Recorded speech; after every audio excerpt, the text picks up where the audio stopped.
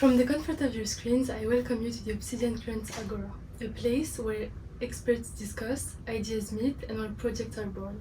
In today's episode of our series of podcasts and interviews, we are hosting Professor Karl Moore. So, Professor Karl Moore is teaching at McGill University as an associate professor in strategy and leadership, so at the Hotel's Faculty of Management. He is the longtime host of the CEO series, where he hosts leaders of the business world, and so they discuss leadership and careers. His research focuses on introverts, ambiverts, and extroverts, lead in the C-suite. So this culminated in his recent book, We Are All Ambiverts Now, that I have with me today. So beyond the classroom, he engages widely with executives and public audiences on leadership and generational change. Today we're going to tackle his new book. So Professor Moore, welcome to the Obsidian Current. Today we're going to talk about your book. So We Are All Ambiverts Now, rethinking leadership in the age of fluidity. So without further ado, let us get started with the first question, maybe. Of course. So, Professor Moore, your recent book argues that in today's world we all need to be ambiverts. What moment or realization first made you see that leadership could not be captured by the old introvert-extrovert lens? Well, so in the past we thought all leaders were extroverts, but there wasn't serious research about it. And I wrote a review of Susan Cain's book, Quiet, a dozen years ago. So it was a big seller around the world, New York Times bestseller. I wrote with one of my students, Emma, who's in Boston now as a consultant, and it got over 66,000 views in my Forbes blog, 1,000 times normal, huge response. And that night in my CEO class, we have 3 CEOs come to class on Monday nights this year, but Tuesday night back then. The first one was a guy, a McGill MBA called Claude Mongeau, who ran CN, the big railroad in Canada, over 20,000 people. And I said, Claude, are you an introvert or extrovert? I'd never asked anyone before, and he said, I'm a big introvert. And then the second CEO was a big introvert as well. So this is contrary to what we had thought. And I interviewed hundreds, I do about 80 CEO interviews a year between our CEO class and my CEO radio show. And contrary to what we had thought from the literature, many were introverts. So it made me rethink in terms of how we view leadership. And the idea that we're all ambiverts now is saying for senior leaders, you've got to act like at times, I'm an extrovert. But at times you've got to shut up and listen like a good introvert does. Other times, an introvert's got to get up and thank Susan for 30 years of service, and she helped make us the organization we are today in front of many people and lead the applause. Because that's the right thing to do. But so on occasion, it's only on occasion, you act like the other, but the majority of time, you stay true to yourself. Your authentic self is more of an introvert or an extrovert. But it's a bell curve, Ines, where I'm an extreme extrovert, but most people are a little bit extroverted, a bit introverted. I'm more one of the extreme people. So about the bell curve you just evoked, you found in your research that about 40% of executives are introvert, 40% are extrovert, and only 20% are true ambiverts. So what does this distribution reveal about how executive culture still rewards certain personalities? Well, it's a matter of, to a considerable degree, it's your DNA. So they studied many years ago at Harvard 4-month-old babies and the response to stimulation. So the central idea is how do you respond to stimulation? Extroverts seek it out. Introverts love people, but at a certain point of stimulation, they tip over and need to take introvert breaks and recharge. So it's something where that's the central idea that's behind it. And so they study 4-month-old babies and their response to stimulation. Now, most 4-month-old babies don't talk.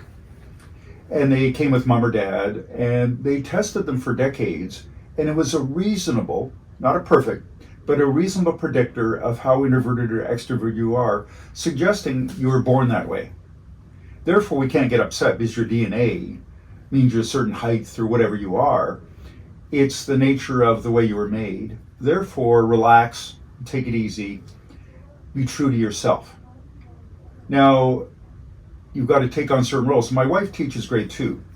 And in grade 2, Ines, you don't have children, I presume, but in grade 2, you lose your name. You're no longer Ines, but you're Susan's mother.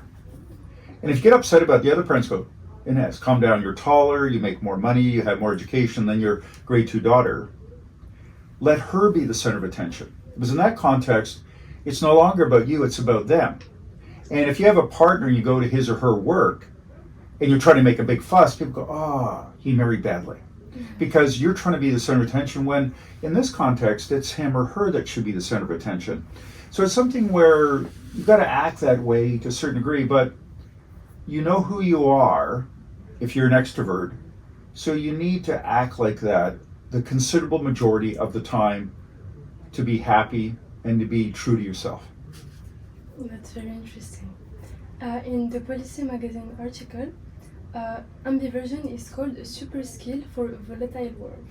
So why do you think balance itself, rather than boldness, has become the defining leadership trait of our era? Well, it's a time for boldness, that's for sure. But we live in what's called a VUCA world, which is a business school term: volatile, uncertain, complex, and ambiguous. I'm always relieved when I get through all four. We live in a world which has gone nuts to a bit, relatively to 10 or 20 years ago.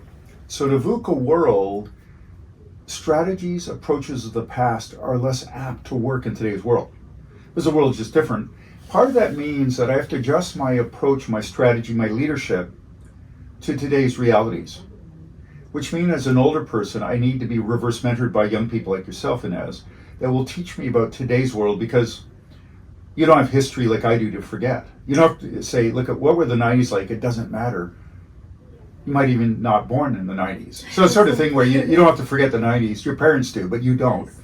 So on the other hand, I have crystallized wisdom, years of wisdom, of experience that are very valuable to you, but your wisdom in today's world is valuable to me. So 30% of the time I'm reverse mentored by undergraduates like yourself, because you're teaching me about today's world. So in an uncertain, volatile world, that need to be of today's world is even more important than 10 or 20 or 30 years ago. That's very interesting. And I'm sure that we all have to learn from each other, especially with generational gaps. In your research, you note that ambiverts can sometimes confuse teams because their behaviors feels inconsistent. So how can leaders communicate their flexibility that it is intentional and not erratic? Well, the thing about an ambivert is that if you know I'm an extrovert, you can be more predicting. And I travel with students. I remember being in Tokyo with students and sitting in the lobby waiting, and I wasn't talking to anybody. And a couple of students separately came by and said, "Are you all right?" Because normally I would be talking to students and as an extrovert enjoying that. And I was just jet lagged, but I was really tired. But they understood my normal behavior and could predict it. An introvert, you go, love her, but she just needs time by herself to recharge. Therefore, let her be. But an ambivert acts like an extrovert and introverts at other times, so it's a bit more confusing to predict how they're going to react because it depends. But I was surprised that it was only about 25% of hundreds of people I interviewed. I thought it'd be 1/3, 1/3, 1/3, because there's 3 categories. But it turned out to be that 40% about are introverts, 40% are about extroverts, and only about 20% are genuine ambiverts. But as you get older, you learn to act a bit like an ambivert, but there's kind of your real hardwiring is something you have to be true to. So you mentioned Tokyo, and I have seen that you've interviewed executives from multiple cultures. So do perceptions, according to you, of introversion and extroversion shift across cultures, and how should global leaders navigate that? Well, it's interesting. McGill had an MBA for about 20 years in Tokyo, so I've been there 10 times. Took students there as well on a trip one year. And also, I took students to Tokyo, then to Bangkok. So I said, having been to both quite a few times, my theory is that Japan is more introverted, so it's a bell curve, but more introverted, where Bangkok is a bit more extroverted. And I said, well, let's observe, but we asked a bunch of senior leaders who, McGillians, many of them, say lived in Montreal and they live in Tokyo or Bangkok, and they broadly agree that Japan tends to be more introverted, Bangkok more extroverted, as a cultural thing.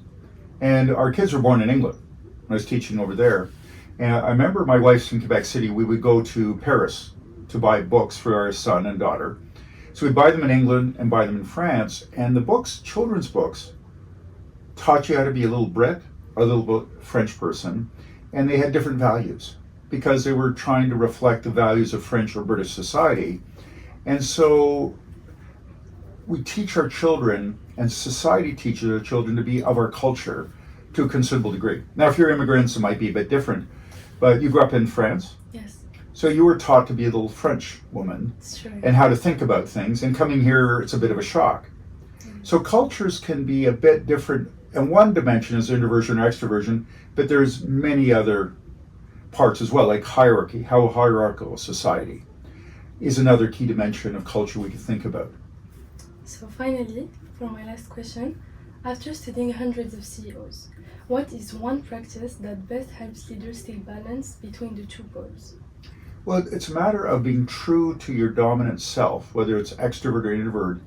Act like the other on occasion, which is from time to time, not all the time.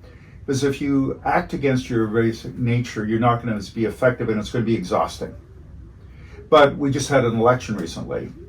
If you're now the new mayor of the city, everywhere you go, relatively everybody's going to know who you are, and they're going to expect you to say hello and be friendly. And if you're a new mayor and you're not friendly, people go, I don't like her. Where it's an expectation of that role. But by and large, what you have to be is, even as a leader, and probably someone like a mayor or a cabinet minister is unusually well known, be true to yourself is a central point I want to make. That's very inspiring. Thank you so much, Professor All right, my pleasure. Moore. It was very interesting to learn from you and from your book. I just need to mention that it is on sale on Amazon, and it's from Professor Karl Moore and Mrs. Gabrielle Hertshorn-Mel. Yeah, she was a student here at McGill about 3 years ago, is now a law student in Toronto at Osgoode Hall. So she's 24 now, but she wrote it when she was 21, 22, That's impressive. and brought some great diversity to it, both in terms of gender and generation, which very much made it a better book.